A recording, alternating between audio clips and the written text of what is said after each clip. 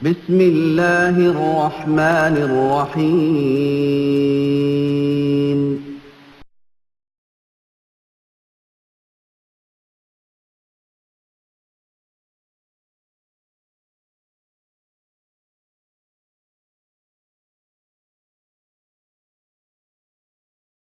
السلام علیکم ورحمۃ اللہ وبرکاتہ۔ الحمد للہ نحمده ونستعینه ونستغفره ونؤمن به ونتوکل علیہ ونعوذ باللہ من شرور انفسنا ومن سیئات اعمالنا من يهده الله فلا مضل له ومن يضلله فلا هادي له واشهد ان لا اله الا الله واشهد ان محمدا عبده ورسوله اما بعد فان خير الحديث كتاب الله وخير الهدي هدي محمد صلى الله عليه وسلم وشر الأمور محدثاتها وكل محدثة بدعة وكل بدعة ضلالة وكل ضلالة في النار. قال الله تبارك وتعالى في كلامه المجيد: أعوذ بالله السميع العليم من الشيطان الرجيم. بسم الله الرحمن الرحيم. يا أيها الذين آمنوا اتقوا الله حق تقاته ولا تموتن إلا وأنتم مسلمون واعتصموا بحبل الله جميعا ولا تفرقوا. اللهم صل على محمد وعلى آل محمد كما صليت على إبراهيم وعلى آل إبراهيم إنك حميد مجيد. اللهم بارك على محمد وعلى آل محمد كما باركت على إبراهيم وعلى آل إبراهيم إنك حميد مجيد. تمام قسم کی حمد و ثنا، کبریائی اور بڑائی اس خالق عز و جل کے لیے لائق و زیبا ہے جس نے ہمیں اور آپ کو پیدا فرمایا، اور بیش بہا درود و سلام اس ذات مبارکہ مقدسہ پر جو ساری کائنات کے لیے رشد و ہدایت بنا کر کے بھیجے گئے. برادران اسلام، نوجوان دوستو، بزرگوں اور بھائیوں، آج ہماری اللہ کی توفیق سے تیسری مجلس کا آغاز ہو رہا ہے، اور جیسا کہ آپ کو پتہ ہے کہ ہماری اس مجلس کا پروگرام وہی ہے جو اس سے پہلے آپ نے سماعت فرمایا ہے، یعنی حد ہو گئی. غلو کے تعلق سے ہمارا یہ پروگرام مسلسل چل رہا ہے، جس میں ہمارے ملکوں کے اندر پھیلی ہوئی اناپ شناپ کتابیں ہمارا موضوع سخن ہیں. ہم ان کتابوں کو جو لوگوں کے اندر تقدس کا درجہ حاصل کر چکی ہیں، جنہیں لوگ قرآن کریم سے زیادہ محترم اور قرآن کریم سے زیادہ عزیز تر سمجھتے ہوئے ان کا مطالعہ کرتے ہیں. اس کی وجہ یہ نہیں کہ اس کتاب کے اندر قرآن یا حدیث سے بڑھ کر کے کوئی بات ہے، نہیں، بلکہ اس کی وجہ یہ ہے کہ ان کے نزدیک لکھنے والے اتنے معزز اور اتنے محترم ہیں کہ ان سے کبھی غلطی کا صدور نہیں ہو سکتا، کبھی ان سے خطائیں نہیں ہو سکتی. وہ بہت بڑے قطب العالم، غوث العظم اور نہ جانے کن کن عہدوں پر فائز ہیں، وہ اوتاد ہیں، وہ اقطاب ہیں، وہ بہت کچھ ہیں. اس لیے ان کتابوں کو تقدس کا درجہ حاصل ہے، اور وہ کتابیں مارکیٹ کے اندر پھیلاتے ہیں اور لوگوں کے سامنے بطور دلیل اور بطور حوالہ ان کتابوں کو پیش کرتے ہیں. میں ان کتابوں کو آپ کے سامنے لاتا ہوں اس وجہ سے تاکہ اے دنیا کے لوگوں، تم ان کتابوں کو دیکھو اور دیکھو کہ ان کتابوں کے اندر ان کے لکھنے والوں نے کتنے بدترین اور کتنے گھناؤنے عقیدے امت کے اندر پھیلائے ہیں کہ علامہ والحفیظ کہ وہ عقیدہ، وہ ایمان مشرکین مکہ تک بھی نہیں رکھا کرتے تھے.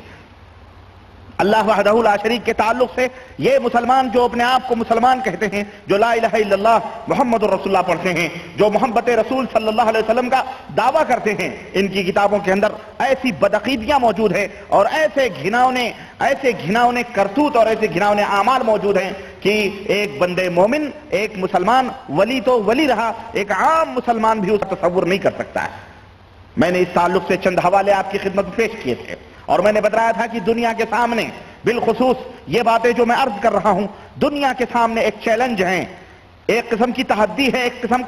قسم کی وارننگ ہے کہ دنیا کے لوگوں، ان حوالوں کو تم تو غلط ثابت نہیں کر سکتے. لیکن تم سے ہماری یہی درخواست ہے کہ اللہ سے ڈرو اور اللہ سے ڈرتے ہوئے ان کتابوں کو دریا برد کر دو، ان کتابوں کو آگ لگا دو، اور جو کتابیں امت کے اندر فرقہ واریت پھیلا رہی ہیں، جو کتابیں امت کو تقسیم کر رہی ہیں، جو کتابیں امت کے اندر بدعقیدیاں پھیلا رہی ہیں، جو کتابیں امت کے اندر بیہودیاں سکھا رہی ہیں، ایسی کتابوں کو جلا دو، ایسی کتابوں سے رشتے توڑ کر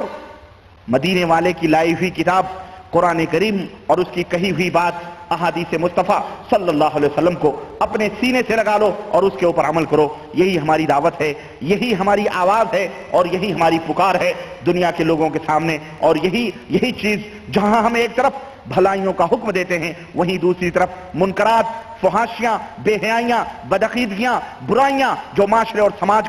کے اندر ایک کینسر کی طرح بیٹھی ہوئی ہیں، ہم ان کا بھی علاج کرتے ہیں، ہم ان سے لوگوں کو منع کرتے ہیں۔ امر بالمعروف اور نہی عن المنکر یہ ہمارا سرہ امتیاز ہے اللہ کے فضل و کرم سے۔ ہم جہاں فضائل بیان کرتے ہیں وہیں الحمدللہ ہم مسائل بھی بیان کرتے ہیں۔ بہت سارے لوگ یہ سوچتے ہیں اور ہمارے چند پروگرام کو دیکھ کر سن کر یہ کہتے ہیں کہ یہ ہمیشہ اختلافی موضوعات پر بولتے ہیں۔ ہم اختلافی موضوعات پر اس لیے تقریر کرتے ہیں، ہم اختلافی باتوں کو اس لیے چھیڑتے ہیں تاکہ ان اختلافات کو ختم کر کے، ہم ان اختلافات کو ختم کر کے، ہم ان دوریوں کو مٹا کر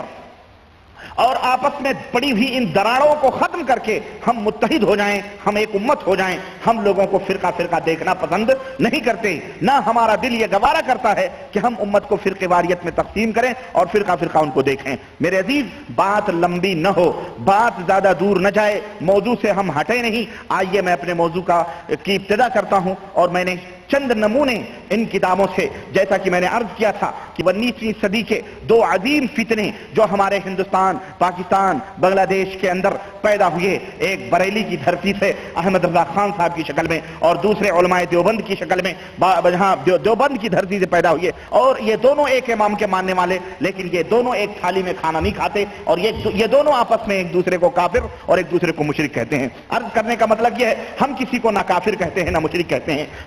ہم آئینہ دکھا دیتے ہیں امت کے سامنے، وہ نقاب اٹھا کر کے ہم ان مکروہ چہروں کو رکھ دیتے ہیں۔ امت خود فیصلہ کر لے کہ یہ کون سے لوگ ہیں جو پردے کے آڑ میں، کلمہ و نماز کی آڑ میں لوگوں کو گمراہیت کی دعوت دے رہے ہیں، اور ایک طرف یہ کلمہ و نماز کی دعوت دیتے ہیں تو دوسری طرف ان کی کتابوں میں اس قدر سے خرافات اور اس قدر کے شرکیہ اور کفری عقائد، اعوذ باللہ، جہاں پر یہ اپنی زبانوں سے یہ کہتے ہیں کہ ہم اللہ کے سوا کسی کو غیب داں نہیں سمجھتے، ہم اللہ کے سوا کسی کو دلوں کے دھڑکن کا جاننے والا نہیں سمجھتے، ہم اس کو کافر اور مشرک سمجھتے ہیں جو یہ عقیدہ رکھے کہ جو غیب اللہ کے سوا بھی کوئی غیب جانتا ہے۔ یہ دعوے بھی کرتے ہیں، لیکن افسوس صد افسوس کذب اور جھوٹ کا اتنا بڑا طوفان ہمارے ملکوں میں کھڑا کیا گیا کہ زبان سے اس بات کے عوام الناس کے اندر دعوے تو ہوتے ہیں، لیکن کتابوں کے اندر وہی سب کچھ ثابت کیا جاتا ہے کہ اللہ جہاں سینوں کے بھیدوں کو جانتا ہے تو ان کے بزرگ بھی سینوں کے بھیدوں کو جانتے ہیں۔ اللہ جہاں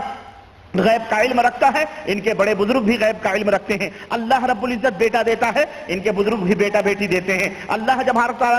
ہر ایک کی مدد فرماتا ہے تو ان کے بزرگ اور ان کے اولیاء بھی جہاں کہیں بھی رہیں ہر جگہ حاضر ہو کر ان کی مدد فرماتے ہیں اور ان کے ساتھ رہیں۔ استغفر اللہ، اس طرح کی بدعقیدیاں امت کے اندر پھیلائی جا رہی ہیں۔ میں نے مشائخ چشت جو زکریا صاحب کی کتاب ہے، میں نے اس کے حوالے سے چند اشعار، تاریخ مشائخ چشت، چند اشعار میں نے آپ کے سامنے رکھے تھے۔ آئیے آگے ہم بڑھتے ہوئے ایک اور جو ہے ایمان اور عقیدے کا ننگا ناچ دیکھتے ہیں، کس طرح سے ان بزرگان تصوف نے، جو اپنے آپ کو بزرگان دین کے نام سے لوگوں کے سامنے مشہور ہیں، جو اولیاء اسلام کے نام سے مانے جاتے ہیں، یہ اولیاء اسلام نہیں ہیں۔ میں یہ ہمیشہ کہا کرتا ہوں، فرق کرو اسلام کے اندر اور تصوف کے اندر۔ یہ بزرگان تصوف ہیں، یہ اولیاء تصوف ہیں، یہ شہید تصوف